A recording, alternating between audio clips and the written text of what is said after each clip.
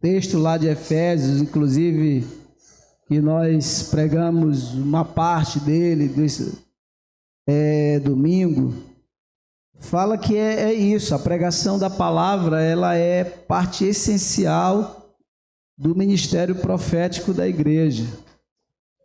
E a pregação da palavra é um dos fundamentos que faz com que Deus esteja nos aperfeiçoando e também pelos quais nós vamos deixando de ser menino, vamos amadurecendo.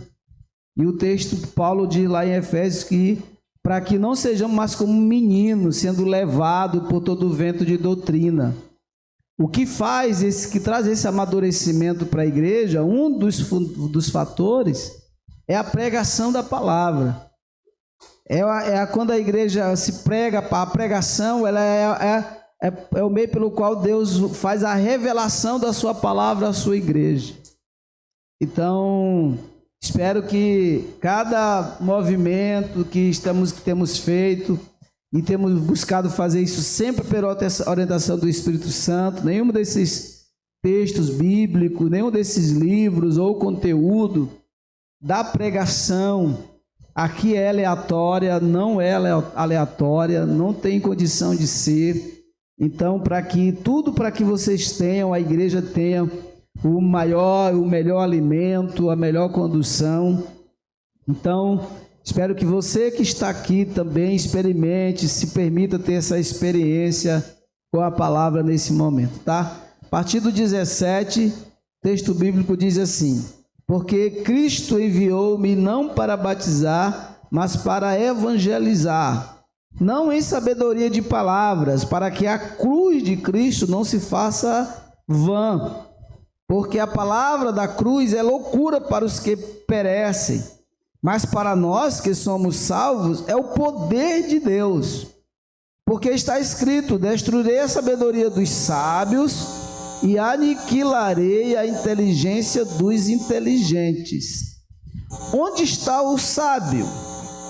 Onde está o escriba? Onde está o inquiridor deste século? Porventura não tornou Deus louca a sabedoria deste mundo? Pois visto que na sabedoria de Deus o mundo não conheceu a Deus pela sua sabedoria, aprove a Deus salvar os crentes pela loucura da pregação.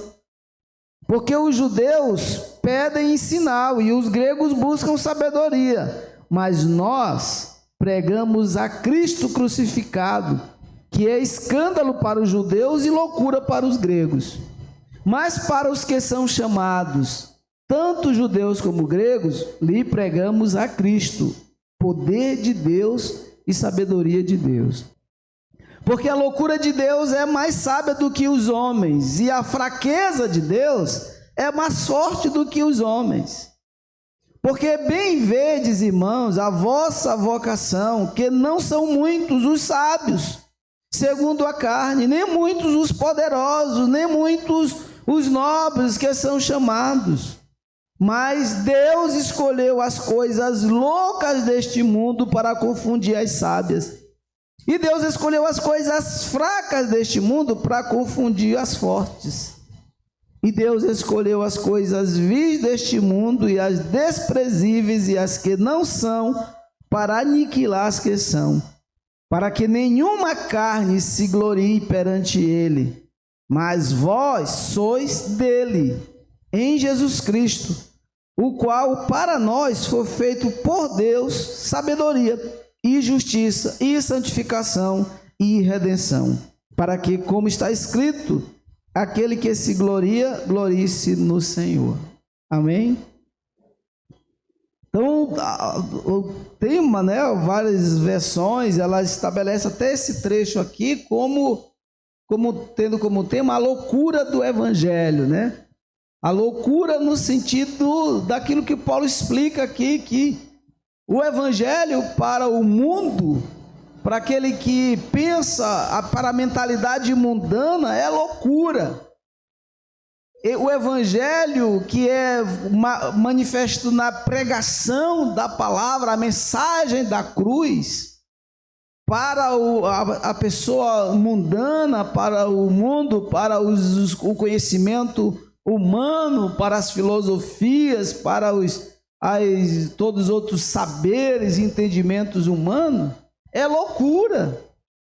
Tanto que a gente percebe nas próprias faculdades aí, quem já fez faculdade, os meninos que tem perto de pessoas com faculdades, há uma verdadeira perseguição e indiferença, muitas vezes, quando se traz o assunto da Bíblia, por exemplo, uma refutação bíblica ou um exemplo bíblico dentro de uma faculdade, uma sala de aula.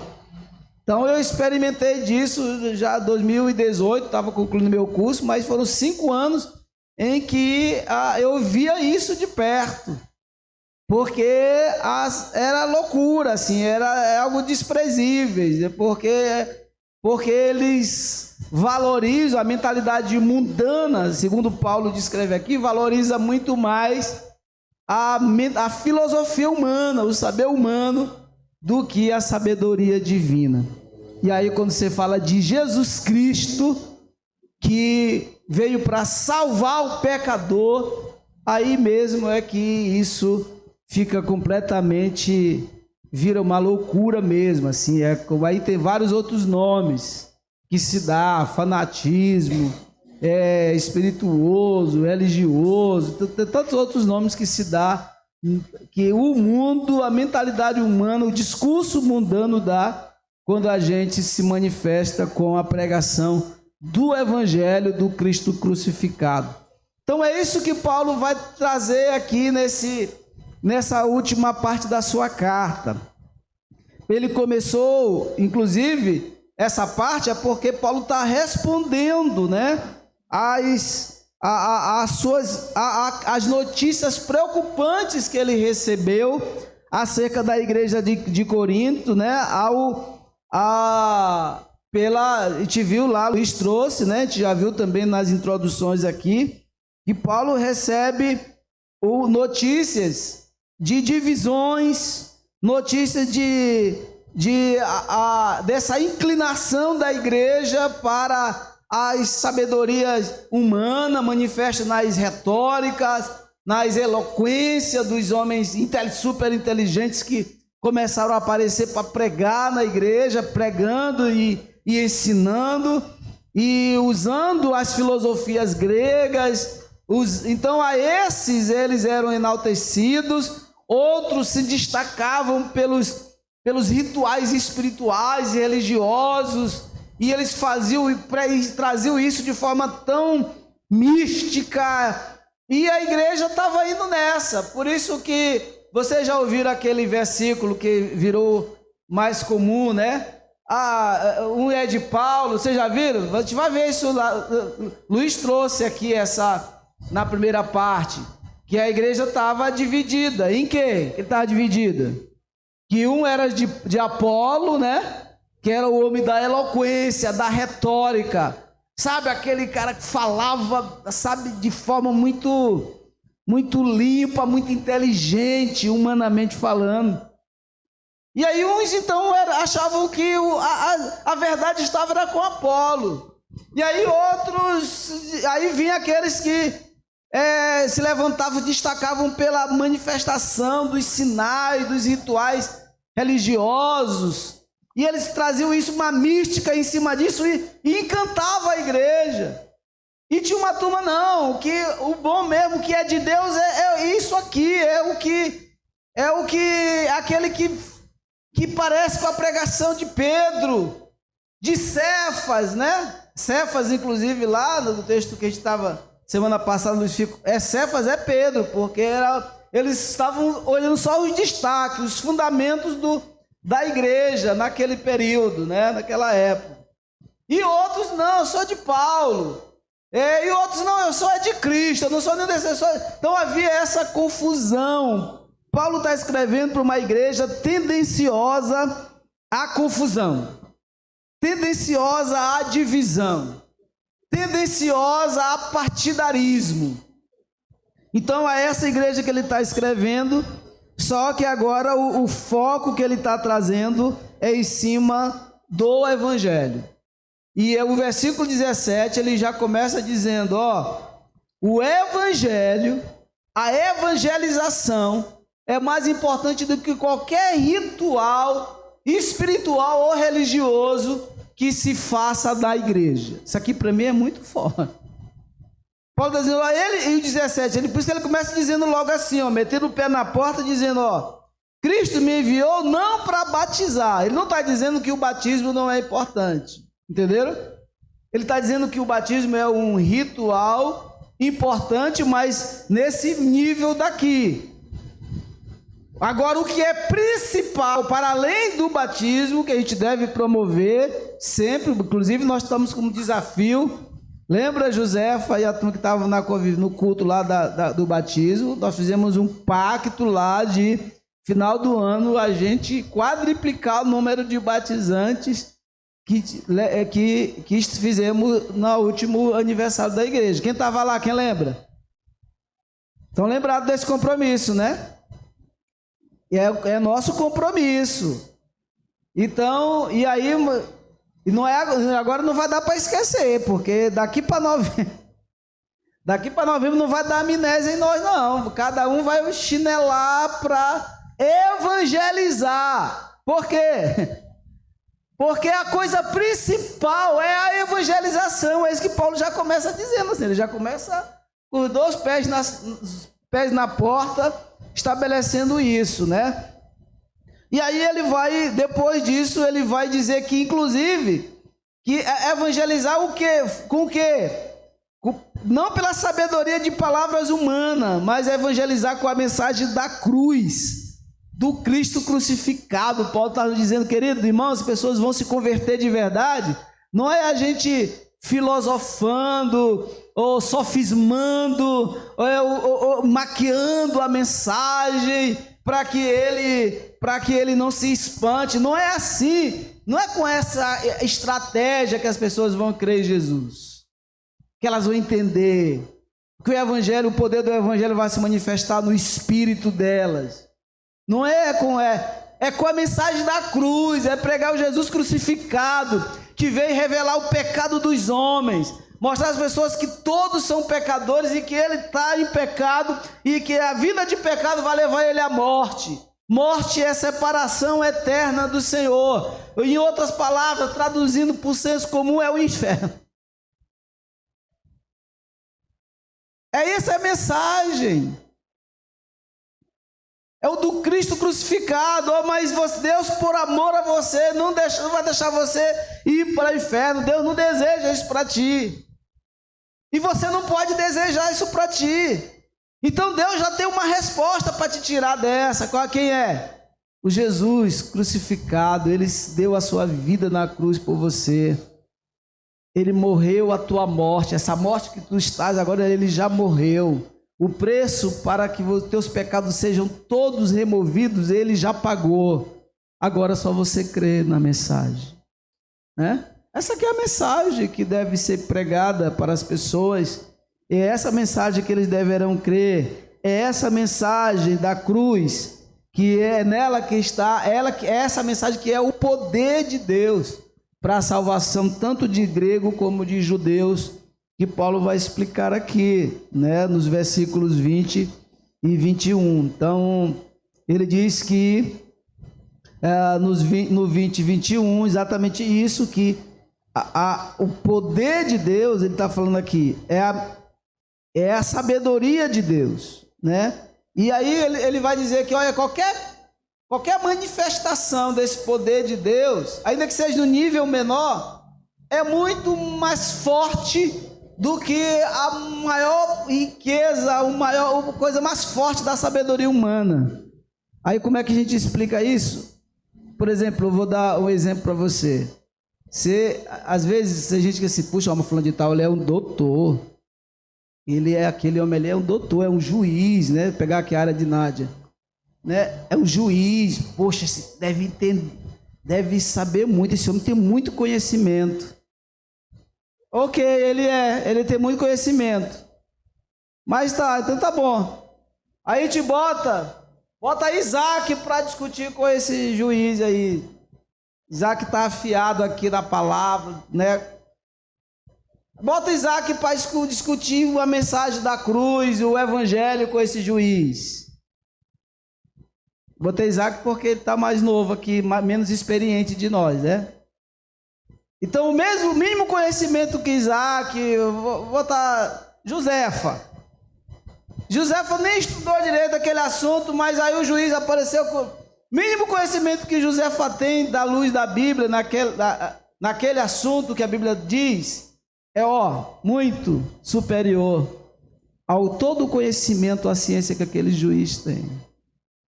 Entende o que é que Paulo está dizendo? Estou dando exemplo aqui, para que a gente entenda o que é que esses versículos estão dizendo. Ele está dizendo que exatamente isso, que as coisas mais fortes do mundo não se compara com aquilo que é mais fraco de Deus. E de fraco é nesse sentido, de nível, não é no sentido de inferiorizar, mas de nível mesmo. Então, e aí ele segue, né, a partir do 24, explicando mais aqui, do 22 ao 25, né, Paulo vai dizer que vai fazer essa observação, né, entre os chamados. A partir do 24, mas para aqueles que são chamados, tanto judeus como gregos, lhe pregamos a Cristo, o poder de Deus e a sabedoria de Deus. 25, porque a loucura de Deus é mais sábia do que os homens, e a fraqueza de Deus é mais forte do que os homens. Porque bem vedes, irmãos, que na vossa vocação, que não são muitos os sábios, segundo a carne, nem muitos os poderosos, nem muitos os nobres que são chamados, mas os menos. Porque ele vai dizer que Deus escolheu as coisas loucas deste mundo para confundir as sábias, e escolheu as coisas fracas deste mundo para confundir os fortes. Quem são as coisas fracas? Eu, você. Ele está dizendo isso, não é para você ficar ofendido, melindrar isso aqui não. É verdade isso aqui. O que ele vai dizer, ele está dizendo para a carta aos Coríntios, olhem entre vocês. Por acaso a igreja de Corinto aí está cheia de juízes, de doutores, de médico, de cientista? A igreja, falando para nós aqui agora, a igreja está cheia a maior parte dos irmãos são médicos, são juízes, são cientistas, de nós aqui, por exemplo, da igreja? Não. É isso que Paulo está dizendo. Olha só, entre vocês não foram os mais sábios e inteligentes que Deus chamou. Quem que ele chamou? Os mais improváveis.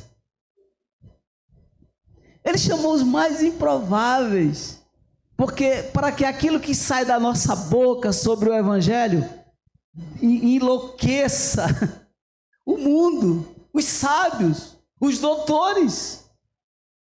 Ou seja, o que você sabe do evangelho é muito mais forte, é muito mais profundo de conhecimento do que qualquer filosofia humana. A gente precisa entender isso.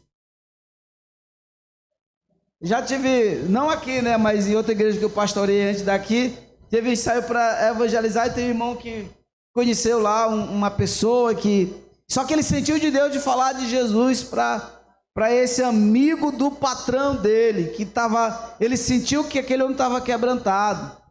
E aí ele queria marcar comigo para ir lá com ele, para poder ele falar de Jesus. Eu disse, tá bom, irmão, eu vou, mas por que tu não fala?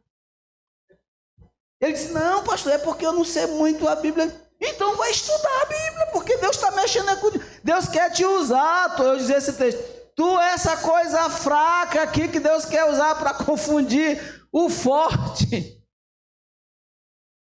Tu é esse improvável que Deus quer para te usar, para calar a boca desse doutor e converter o coração dele.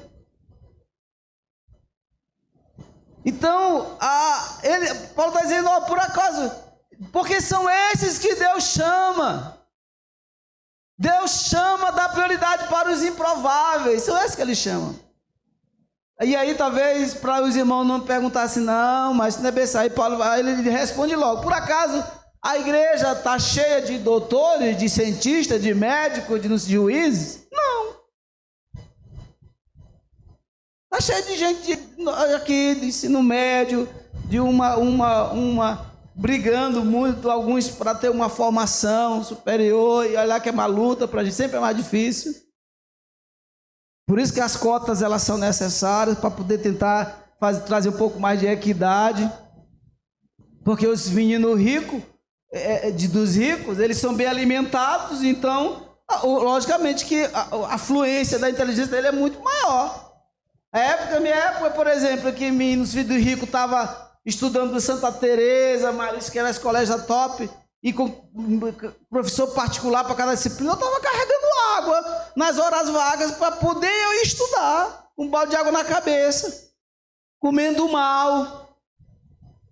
Aí o povo quer dizer, aí tem uns aí que entram, não, porque é cota, não sei o que é cota mesmo, esse país tem uma dívida, é impagável contra o povo pobre. Então tudo que vier é direito nosso. O auxílio, se fosse R$2.000, ainda era pouco. Porque esse país tem uma dívida muito alta com a população pobre. Então, Paulo está dizendo, a guerra não está cheia de gente, de rico, de nobres, de doutores, juízes. Não, é de pessoas comuns. Mas são essas, que ele está dizendo, são essas pessoas que ele vai usar para manifestar a sabedoria do Evangelho. Há um poder fluindo da gente, sim ou não? O Evangelho é esse poder que flui da gente. A gente precisa manifestar isso onde a gente for, sem medo. A igreja precisa manifestar isso sem medo, sem receio. Ah, mas eu não sei o que eu vou falar, não sei o que. Ei, é a Bíblia mesmo que diz que você precisa ir, porque o que vai sair da tua boca, né, José? Porque quem é que vai produzir? Quem é que vai manifestar? Da onde é que vai fluir? Qual é a fonte? É o Espírito Santo. E a gente só precisa ter ousadia para ir. E volto para o começo que Paulo diz, porque, inclusive, uma coisa principal para nós é evangelizar. Essa é a coisa principal. As outras coisas são secundárias. A gente viu isso domingo, a evangelização é outro aspecto do ministério da igreja. Jesus distribuiu os dons, a riqueza, o poder para nós. O poder que é dele, ele distribuiu para a igreja, para ela manifestar isso através dos dons ministeriais, e a evangelização é um deles. E aí ele segue falando de que essa pregação, que Deus escolheu as coisas vis deste mundo e desprezíveis que não são, para aniquilar as que são, para que nenhuma carne se glorie perante ele.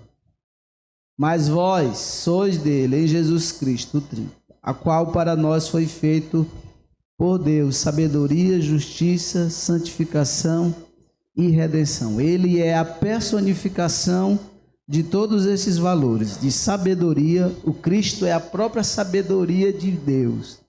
Ele é a própria justiça. Ele é a própria santidade. Ele é a personificação da redenção. Então, tudo é dele, por ele e para ele e nele. Fora dele não temos nada, não somos nada e nada podemos fazer. Então, o cerne é ele. Porque volta ao 30, olha na tua Bíblia. Vós sois dele. E é nele para qual foi feito, é dele que vem toda a sabedoria que nós precisamos, a sabedoria divina que nós precisamos manifestar. E quando fazemos isso, até para se gloriar daquilo que fazemos, não podemos gloriar de nós mesmos. Gloriamos nele. Ou seja, o que fazemos de grandioso o que nós fazemos de grandioso sendo nós nada, é para a glória dele. A gente não podemos perder essa referência jamais. E aí, 3 princípios aqui, 13 lições que queria que você levasse para guardar no coração, tá? Acerca desse trecho aqui das Escrituras. Primeiro, grave isso aí no coração.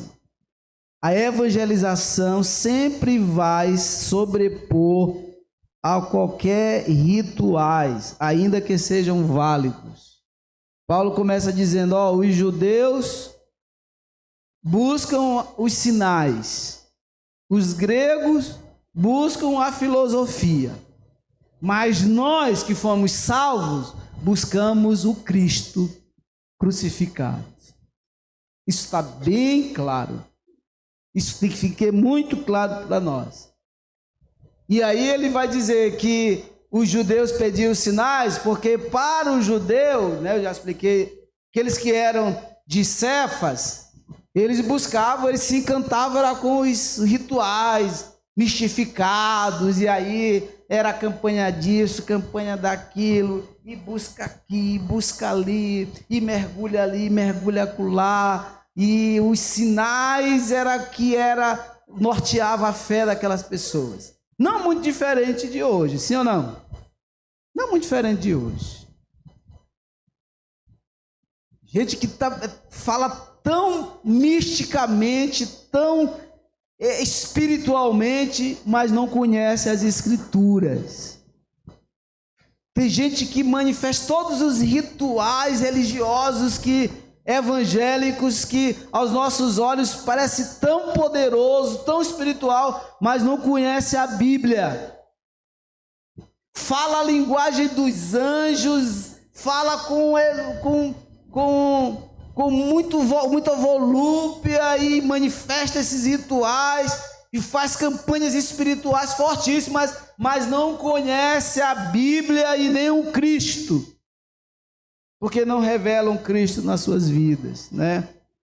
Não falam de Jesus, não manifesta a evangelização do Cristo crucificado.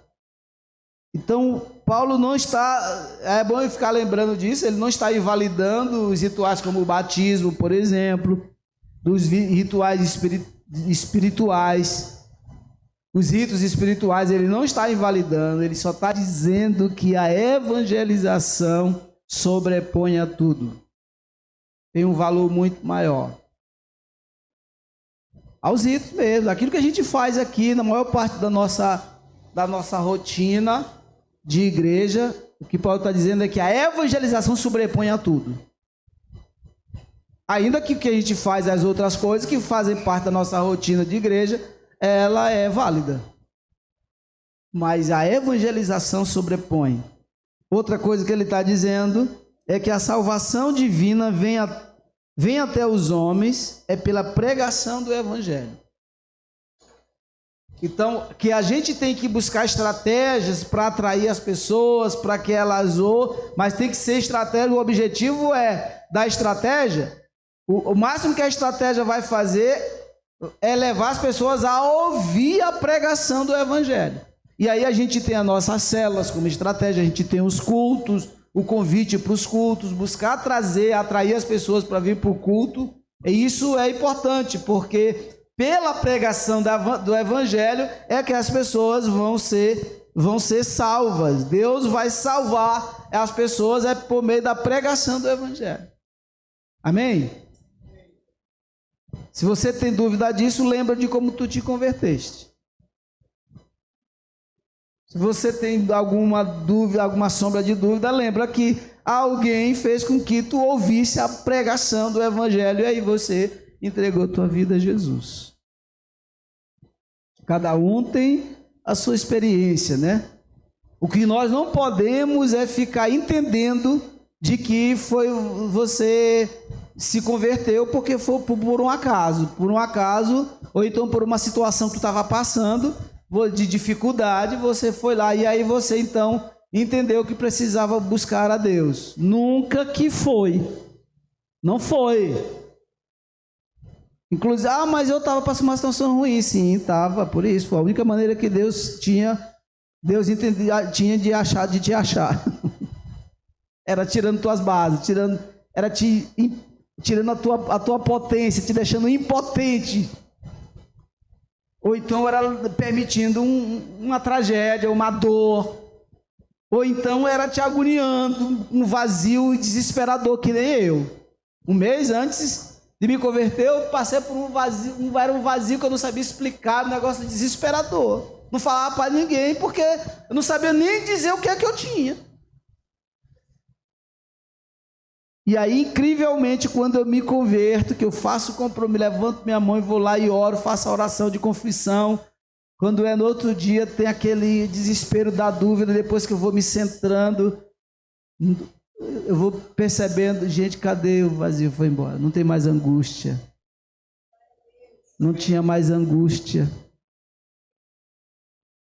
Então, mas aquilo não foi obra do acaso. Aquilo não foi porque eu estava sem fazer nada. Não foi. Não foi por obra do acaso que meu amigo perturbou a tarde todinha, até me arrastou para a igreja naquele dia. Não foi por obra do acaso. Entende? Não foi eu que busquei ao Senhor. O ser humano não tem essa capacidade de buscar Deus. É Deus que nos busca primeiro. Amém? E essa pregação não pode ser fundamentada em sabedoria humana, a partir da eloquência, da retórica, nem da filosofia, nada. Essa pregação ela é fundamentada, nem nos ritos religiosos, ela é fundamentada no Cristo crucificado, no Cristo ressurreto. A nossa pregação tem que ser fundamentada nele. E por último, os escolhidos e vocacionados de Deus para a pregação do Evangelho geralmente são os improváveis aos olhos do mundo, ou seja, eu e você. Aí você vai dizer, puxa, mas ainda bem que o pastor Serginho está aqui para evangelizar o nosso bairro. O pastor missionário. Esse ministério não é do pastor Serginho. Esse ministério não é do pastor Manuel. Não é meu. Não é de não sei que gosta de evangelizar também. Esse ministério é da igreja. Só tem uma maneira de você não evangelizar. Qual é? Falei domingo. Não sendo igreja. Agora, se você não é igreja, você não é filho legítimo. Se você não é filho legítimo, você não tem o selo. A autenticação do Pai. E aí, o que é? O que vocês acham que é? O que você acha que vale mais? Não ser nada disso e evangelizar? Ou evangelizar porque você é tudo isso? E Deus, os chamados para levar o evangelho, para pregar, são os improváveis. Todos aqui. Pessoas comuns que nem nós. Comum que nem nós.